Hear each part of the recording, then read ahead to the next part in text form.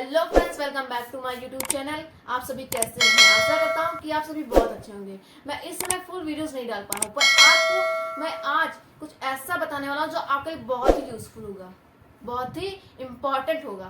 जो मेरा टॉपिक है वो है सौरमंडल के सभी ग्रह, यानी कि सौरमंडल में जितने ग्रह हैं। सौरमंडल की मैं बात कर रहा हूँ। ब्रह्मांड में तो बहुत से सौरमंडल पाए जाते हैं, लेकिन मैं उस एक सौरमंडल जो जिसमें सूर्य और उनके सभी ग्रह पाए जाते हैं। आखिर सौरमंडल होता क्या है, मैं इसको पहले कंफर्म करने वाला हूँ। उसके बाद मैं सौरमंडल के सभी ग्रहों के बारे में आपको बताऊंगा। सौरमंडल होता क्या है? सौरमंडल वह होता है जिसमें सभी जो सभी ग्रह होते हैं उसमें सम्मिलित होते हैं। सौरमंडल वह होता है जिसमें सभी ग्रह, उल्काएं, धूमकेतु आदि सम्मिलित होते हैं, उसे सौरमंडल कहते हैं। अगर बात की जाए सूर्य है क्या, तो सूर्य सभी मतलब सौरमंडल का केंद्र है। क्या है? केंद्र। और ये जो सभी ग्रह है वो उसके क्या है? परिवार के एक सदस्य हैं। अब मैं शुरू करता हूँ अपने इस टॉपिक को। जो मेरा पहला ग्रह है वह बुध। क्या है? बुध। बुध जो है वो सूर्य का सबसे नजदीक ग्रह है, तथा ये जो बुध है ये सूर्य का सबसे नजदीक ग्रह है। और ये सूर्य के नजदीक होने के कारण इसको आपको लगता होगा ये सबसे गर्म ग्रह है, लेकिन मैं नहीं मानता कि ये सबसे गर्म ग्रह है, क्योंकि ये गर्म नहीं है। अभी मैं आपको बताऊंगा सबसे गर्म ग्रह है कौन सा।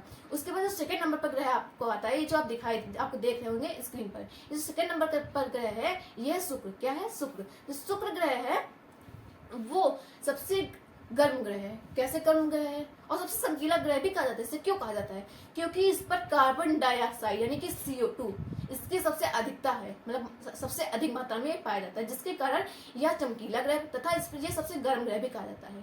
ठीक है। और इसे भोर का तारा यानी कि सुबह का तारा भी कहा जाता है। और तीसरे नंबर पर जो आप देख रहे हैं स्क्रीन पर, यह पृथ्वी, जिसके बारे में अधिकतर लोग जानते होंगे, अधिकतर लोग जानते हैं। तो इसके बारे में आपको बताऊंगा। ये जो पृथ्वी है इसे नीला ग्रह कहा जाता है। क्या कहा जाता है? इसे नीला ग्रह कहा जाता है। और इस पर जीवन संभव, यही केवल एकमात्र ग्रह है यही जिस पर जीवन संभव है। ठीक है। क्या है? जीवन संभव है। अब जो मेरा चौथा ग्रह है, क्या चौथा ग्रह, तो जो चौथा ग्रह है वो है मंगल। क्या है? मंगल। ये क्या है? मंगल है। ठीक है। ये जो आप चौथा ग्रह देख रहे हैं, कौन सा? ये जो चौथा ग्रह देख रहे हैं ये क्या है? ये है मंगल। क्या है? ये मंगल है। इसकी विशेषता क्या है? इसकी विशेषता यह है कि इसे लाल ग्रह भी कहा जाता है। इसे लाल ग्रह भी कहा जाता है और माना जाता है कि इस पर जीवन संभव है। माना जाता है कि इस पर जीवन संभव है। और ये जो आप देख रहे हैं इसके बाद यानी कि पांचवा ग्रह क्या है? ये जो पांचवा ग्रह है ये है बृहस्पति। क्या है? बृहस्पति। ये जो आप देख रहे हैं ये कौन सा ग्रह है? बृहस्पति ग्रह है। इसकी विशेषता क्या है? यह सौरमंडल का सबसे बड़ा ग्रह है, सबसे बड़ा ग्रह है। और ये जो आप इसके बाद देख रहे हैं, ये जो ग्रह देख रहे हैं ये है शनि। क्या है? शनि। ये जो शनि ग्रह है इसके चारों ओर आप देख रहे हैं रिंग टाइप है।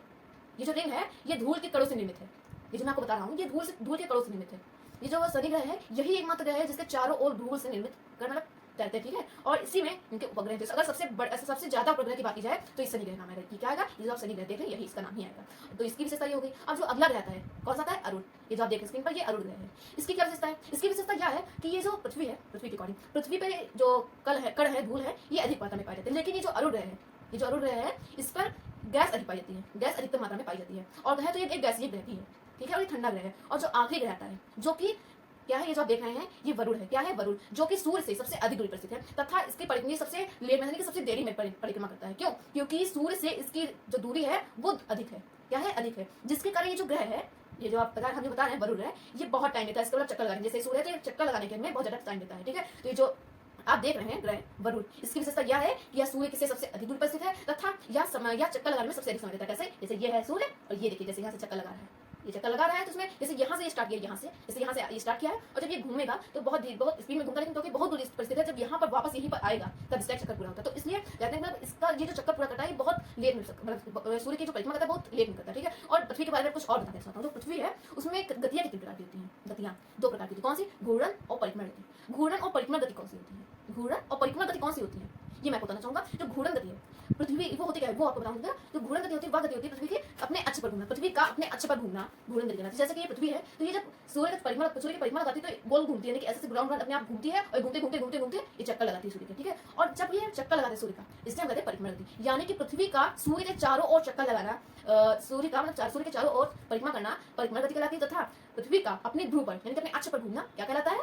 घूर्णन गति कहलाती है। क्या कहलाती है? घूर्णन गति कहलाती है। तो फिर दोस्तों मैंने आपको बहुत अच्छे से क्लियर करवा दिया होगा और आपको बहुत अच्छे से याद भी हो गया होगा। और हाँ दोस्तों, अगर आपको ये वीडियो पसंद आती है तो प्लीज इसे लाइक कीजिएगा और अगर आप मेरे चैनल पर नए से सब्सक्राइब कीजिएगा और कमेंट में बताइएगा कि आपको वीडियो कैसी लगती है। मिलते हैं नेक्स्ट वीडियो में, तब तक जय हिंद, जय भारत।